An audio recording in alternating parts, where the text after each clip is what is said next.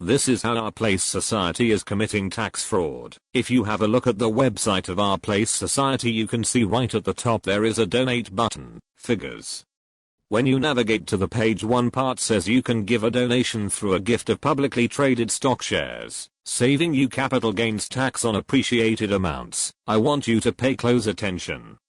This is not a usual method of donation, but there is a much deeper reason behind this that I'm about to reveal to you all now, but it takes some educating on how a gift of securities donation works, along with the tax benefits, and finally, how charities and non-profits use this method to generate wealth, tax evasion and launder millions of dollars through these entities.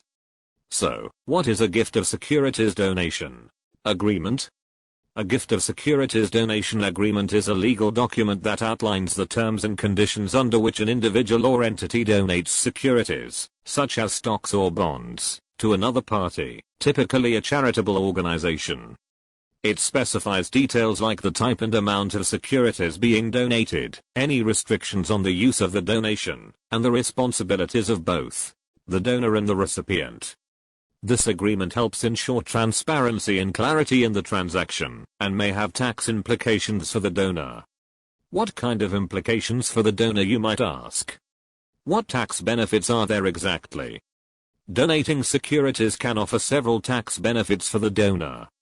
Here are common implications. Donating securities can offer several tax benefits for the donor. Here are common implications. 1.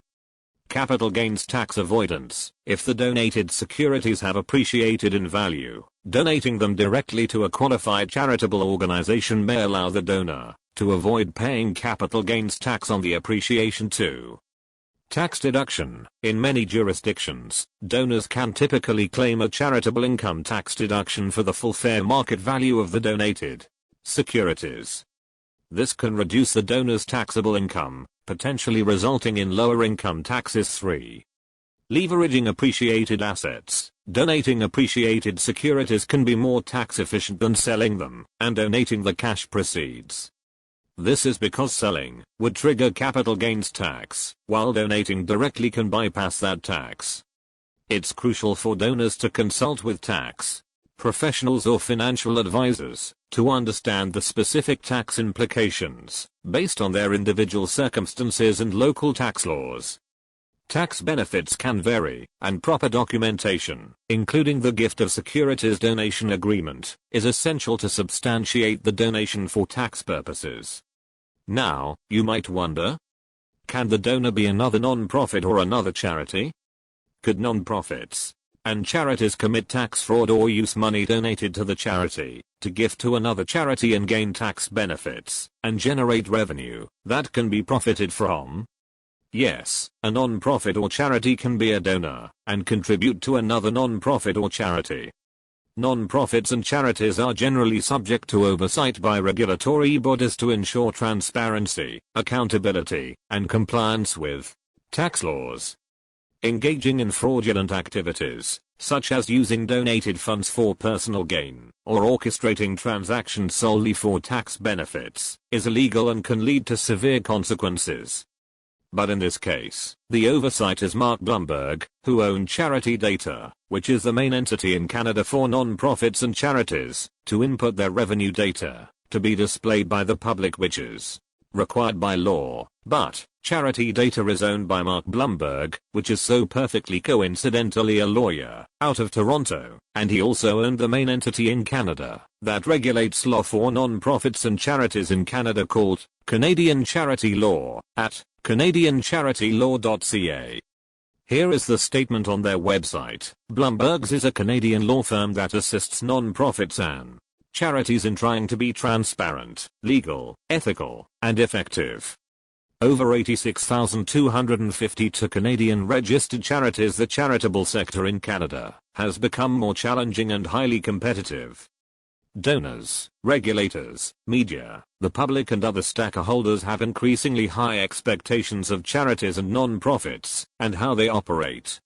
If your organization requires legal or compliance assistance, we may be able to help. Blumberg's Professional Corporation is an Ontario, Canada law firm based in Toronto, and we do not answer legal questions by phone, email or otherwise, unless you have already retained our firm. Typically an initial consultation for new clients will take 1 hour with a fee between $250 to $500, plus tax, but it will depend on the complexity of your matter, and/or which lawyer or lawyers you will be discussing the matter with. If you only want free information, you can find over 2,500 blogs we have posted over the last 15 years on our various websites, or you can call various government departments that offer that service. We also have paid online events and recorded online courses with detailed information on certain compliance issues for Canadian non-profits and charities. And blah blah blah blah, with 10 lawyers and additional support staff who focus almost exclusively on charities and non-profits. We don't have a special non-profit rate and we don't offer free services because you are a non-profit or charity. Almost all of our clients are non-profits or charities and none of our staff are volunteers. If you decide to retain our law firm further after your initial paid consultation, our legal fees are generally determined on an hourly rate basis and you will be charged on the basis of time spent at the hourly rate applicable to the lawyer or law clerk working on it. Clearly, this is about money, and we know how lawyers are: money-hungry, corrupt professional, manipulating liars by nature. The system is corrupt, so is the justice system. Everything is about money, so these non-profits and charities pay charity data to protect them and get them out if legal trouble around regulation and tax fraud, and they pay, which is really just Mark Blumberg, a lawyer that only focuses on defending non-profits and charities. How ironic. A lawyer that knows every legal loophole for a non-profit and charity to basically legally get away with fraud. And if they get caught, he will act as their lawyer and beat the case as well. Mark is in control of the charity data website, which displays all the non-profits and charities revenue data in Canada, and as we can clearly tell, the numbers are manipulated. This is one huge pyramid scheme built to profit from homelessness, mental health and addiction, while these charities generated hundreds of millions of dollars per year, but the homeless are still in need, deprived of all their basic needs without any system to help them recover, but instead keep them sick on drugs and homeless, so that way these places can continues to profit from it. The BC government is directly involved in it, so is BC Housing, so is Kool-Aid Society. We have made videos tying all their connections together along with Trevor Botkin, their little veneer shining mascot cheerleader, that does all the fundraising for a lot of these charities and non-profits. They're all in on it, and aware of what they are doing, but they think they are smarter than everyone else, using the public for their empathy towards the homeless, milking the community for hundreds of millions of dollars, but little to nothing actually goes towards the cause, or affects anyone in any significant way other than the people operating these charities. You might also wonder who is behind Our Place Society and how much did they generate last year according to charity data? Over $20 million, which is just what they are disclosing publicly. I'm sure it's more, around 40 million, and most of it is unaccounted for and put through this process between Kool-Aid Society and even the Coalition or Alliance to End Homelessness, gift security donations, money laundering and tax evasion.